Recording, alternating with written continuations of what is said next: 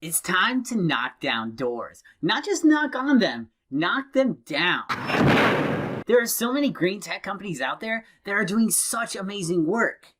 But none of that matters if they can't effectively sell their product, their amazing product or service. Genseed Advisors is looking to change that. They step in exactly where the need is and go so far as to even close for green tech companies. To hear how Genseed got started and how they help green tech companies not just knock on doors, but knock them down, make sure to watch this entire interview as I talk to Ben, the principal advisor at Genseed, on his mission to knock down doors.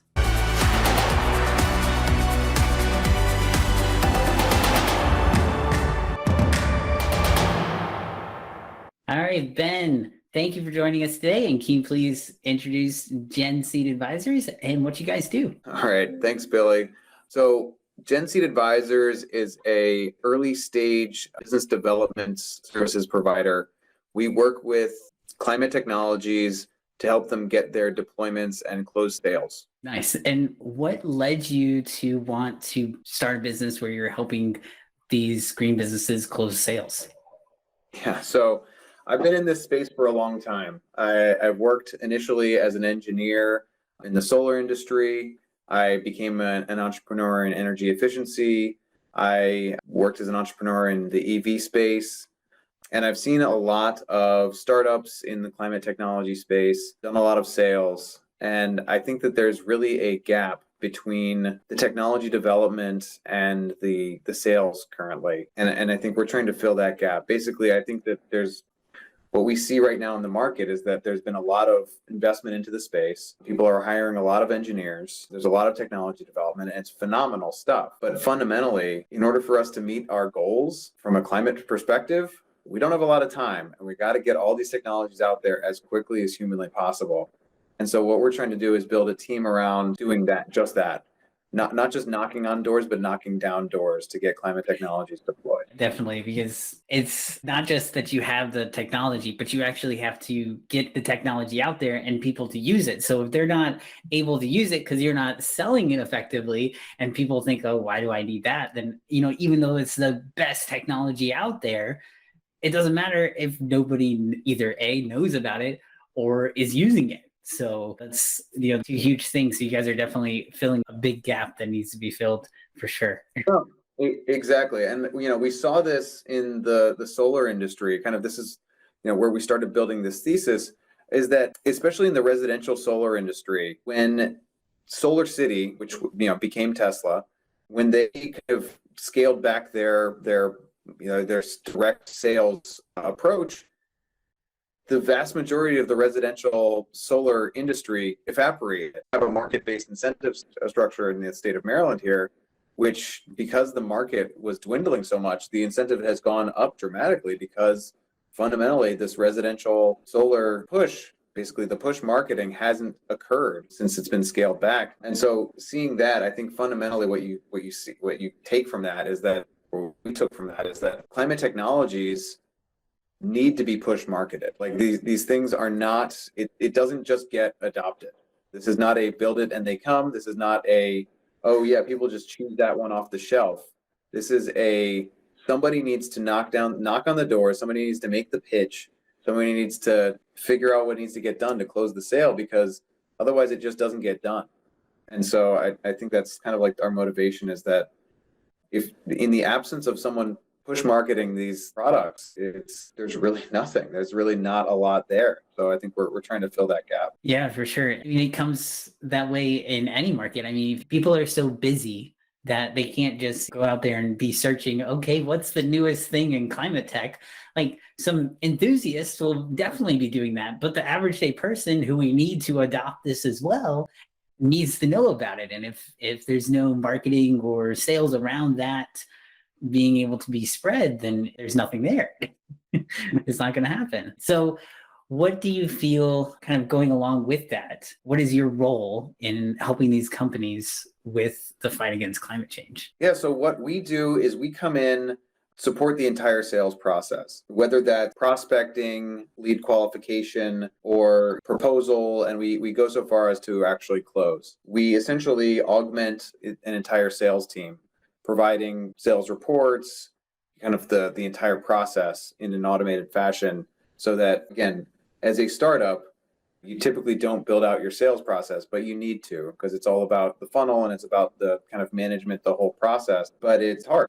And you can't just get that from hiring a single salesperson. So we provide that kind of full suite as a service. Definitely. And you need that because sales is how you can move the business forward. If you're not making any sales, you're not going anywhere.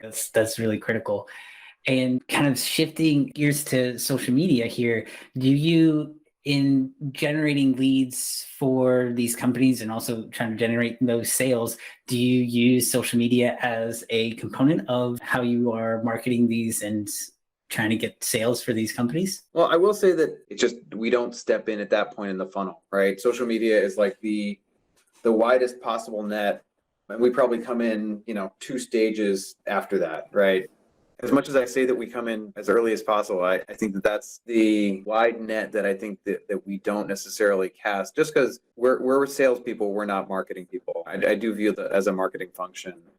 And so I think that that's of tremendous value, and especially, in positioning and branding, but just not our internal expertise. Definitely. But what about for Genseed? Is Genseed, to let these other companies know about you? Are you going to be using social media? Yes, that is the plan. I think part of this conversation is spurring that. But to be also quite frank and honest, we started this initiative 2 months ago. And so we are currently undergoing a rebrand ourselves. Now, this video is going to come out, so we might have rebranded by that point, so we can post this to our new social media, et cetera. But I think that is our absolutely part of our strategy. And especially going forward, not just in terms of social media, but also, actual content generation. We have ideas on thought piece and thought leadership on what we're doing in the sales processing and Salesforce augmentation, things like that. Definitely. And where do you feel is the platform that you might in the future be using for social media for Genseed? Yeah, so I think LinkedIn is the #1 business social media platform. Like I basically live there from a reviewing standpoint, and it's also addictive. As much as people say they're addicted to Facebook, like I feel like I'm addicted to LinkedIn. Having said that, I think there are some decent platforms on Slack. Actually, I think there are some localized Slack groups that I think we likely be active on, and I think that that's kind of it's a budding form. It's kind of taken the place of like the LinkedIn groups, the space that those groups were functionally supposed to form. But I think that that's okay. There's opportunities to get into all of these things. Definitely. And where do you feel for the companies that you are helping sell? Where do you feel is that place where you can really help them the most? That you can really just say like, "Hey, I can help you do that." Yeah. So I think fundamentally, we're a B2B platform. We serve the role of, for businesses that they're really haven't done the outreach that they need to, when fundamentally their business needs to be a lot higher volume or, kind of medium volume, depending on the number of prospects monthly. They're just not there, right? If a business is dependent on one revenue source or even 3, right? Like it's not going to be enough. And I think what we fill the role of is literally filling the funnel. It's that initial intake, and it's also the initial touch points that I think businesses desperately need, and like the follow-up that I think is so desperately needed in the process. Again, I tell people this all the time, right? Like, sales isn't rocket science. It's not the technology development, right? But that doesn't mean it's easy. Right? It's still work.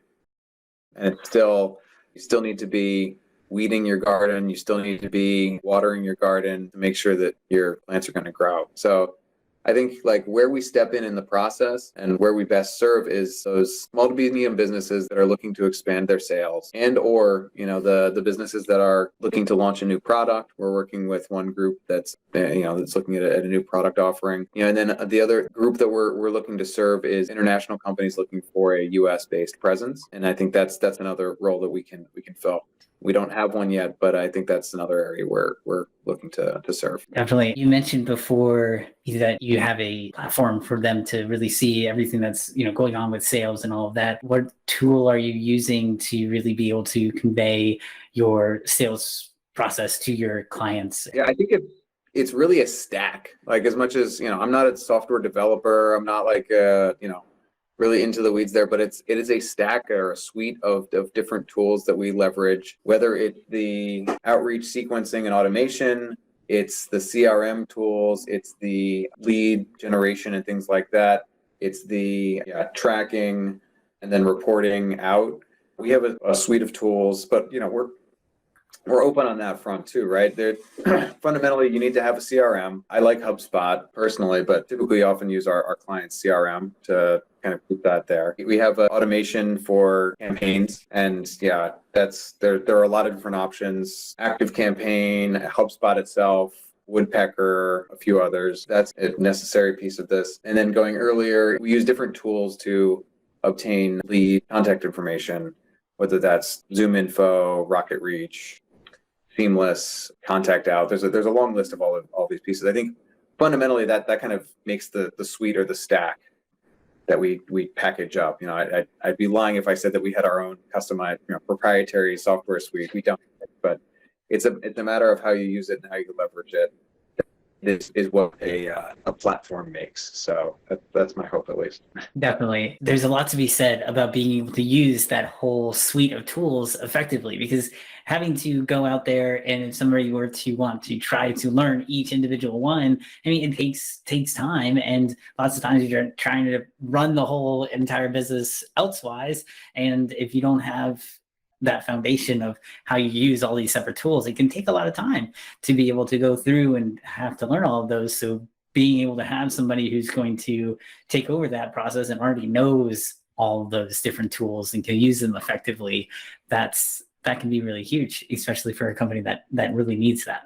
So that's really good. We've taken a long time we've experimented with different ones. We try them all, really. Right, definitely. In what situations have you used different tools in the past? So I like for, especially the contact info, I'm a fan of Rocket Reach. I like it. It integrates with LinkedIn directly there. But there are other tools that better integrate with CRM, and like Seamless.ai has a better CRM integration for that tool or function. Contact Out, I guess, is similar to Rocket Reach. Hunter.io is good it doesn't have the LinkedIn integration, but it's good for individual kind of website outreach. And then getting into the actual outreach itself, automation, there are different suites for different purposes. So like there's drip email campaigns. So like Woodpecker is good for that. Active Campaign is pretty good about that. HubSpot has good sequencing tools for that directly. And then CRM, I think the key thing there is I think for CRM specifically, pick with one, right? Pick one and just, be careful what you pick. And because that's going to be your baby. That's harder to switch than the others. You can't just jump between those. That's a whole process. I like HubSpot because it's relatively inexpensive. It's easy to use. The integrations are great. Salesforce is great, but it's expensive, and integrations are not as intuitive. And then, things like Zoho are good, but less user friendly in terms of the interface. And I have less experience with some of the other CRM tools, but they're all great and effective. I think it's just a matter of getting up to speed with them, really getting the functionality out of it, because they're all tremendous tools. It's just you need to make sure that you're using them effectively. Definitely. That is the way with any tool, is that if you don't use it the right way, it's just not going to work the way it should. So definitely knowing how to use it is key. And what do you feel is kind of the biggest thing that's lacking for most green tech companies who are trying to sell? Where have you seen the biggest thing that's lacking for them in sales? Fundamentally, I think I'm trying to think through some of the examples here, but I think a lot of it is just the actual process. It's you bring in a salesperson and they start making phone calls and, but you're not tracking any of them and you don't really know who's talking to who. You don't really know which account is which. It's not done systematically. So I think to the extent that folks are just kind of winging it, it's not that it's harmful. I think any outreach is good. Any outreach, any touch point is always a good thing. Maybe not a bad touch point, but I think to the extent that people are getting out of the market, it's good. But I think in terms of like communication with the rest of the company, assuring that there's actual sales at the end of the process is the biggest thing, right? It's implementing the process so that you know that there is a funnel. You can see how it's progressing and assure that there's going to be something that there's enough at the bottom of the funnel that you can actually close. But then there's also more at the top of the funnel that you can see this over time. Because I think that to manage a business, you're right, it's all about cash flow. And you can't manage cash flow without managing sales. As companies progress from technology development into deployment, which I think needs to be as early as possible. Maybe I just have an East Coast mentality, but I think companies should be profitable or at least revenue positive. I think that the key is getting out there and systematically conducting outreach to the point that you're filling the funnel and you're also getting feedback to loop back with the technology development, et cetera, depending on where you are with your product development and things like that. Right, definitely. And you guys do that for your clients. You help them build that funnel and customize it to what they need. Exactly. It's all about kind of building out the whole process, the full kind of sales cycle, depending on the needs. Part of our list of services is full service kind of sales augmentation. But then there's also, we can parse that out in terms of, okay, it's just account management or it's qualification. It just kind of depends on the need. There are, I think, a lot of different services, a lot of different things we can do. Bottom line is we're a service provider. We have different suites and packages and things like that, but it's likely going to be customized for the client. Definitely, that's good. I'm sure a lot of people who are looking for a sales consultant to really be able to kind of take over their process is going to want to make sure that you're not going to just give them some cookie cutter thing that out of the back, just really be able to have something that's customized to them that can really fit their business, which is good. So I want to ask 2 more questions. This first one, just what is the best way for somebody to reach out to you who wants to get in touch with you, who wants to learn more? Yeah, email ben@genseed.co. Probably my best, easiest way that I'll contact, but I'm open to LinkedIn connections, what have you. I tend to try to respond to whomever reaches out. I got love for the cold outreach, so I try to respond in kind. Definitely. Awesome. Well, great. And then the last question here, what is for a green tech company that's looking to grow and looking to scale, what is like one tip that you would give them in terms of their business that could really help them take it to the next level? Yeah, I would say like Nike, just do it. I think part of it is like, honestly, it's outreach is king, customer traction is king, and you need that to get your funding, you need that to get your revenues, et cetera. And I think whatever outreach you can do is helpful. And if you need help, call Billy or call Ben. Definitely. Well, great, Ben. Thank you so much for joining us today. Really appreciate it. It was really great having you on. All right. Thanks, Billy.